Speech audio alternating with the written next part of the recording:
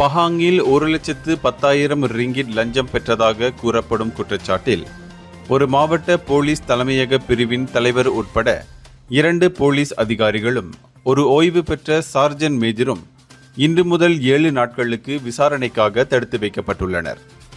மலேசிய ஊழல் தடுப்பு ஆணையத்தின் கோரிக்கையை ஏற்று மஜிஸ்ட்ரேட் தான் சியூ கிங் இந்த உத்தரவை பிறப்பித்தார். 30 முதல் 50 வயதுக்குட்பட்ட இந்த சந்தேக நபர்கள் அப்பகுதியில் போதைப்பொருள் கெத்தும் விநியோக நடவடிக்கைகளை பாதுகாப்பதற்காக லஞ்சம் பெற்றதாக சந்தேகிக்கப்படுகிறது. ஒரு அதிகாரி 2022ஆம் ஆண்டு முதல் 2024ஆம் ஆண்டு வரை மாதத்திற்கு 4,000 ரிங்கிட் முதல் 5,000 ரிங்கிட் வரை வங்கி பரிவர்த்தனை வாயிலாக லஞ்சம் பெற்றதாகவும் அதை மற்ற அதிகாரிகளுடன் பகிர்ந்து கொண்டதாகவும் கூறப்படுகிறது. 2009ஆம் ஆண்டு MACC சட்டம் பிரிவு 16(a)(b) இன் கீழ் இந்த வழக்கு விசாரிக்கப்படுகிறது. இந்தியர்களின் இதய குரல் மக்களோசை.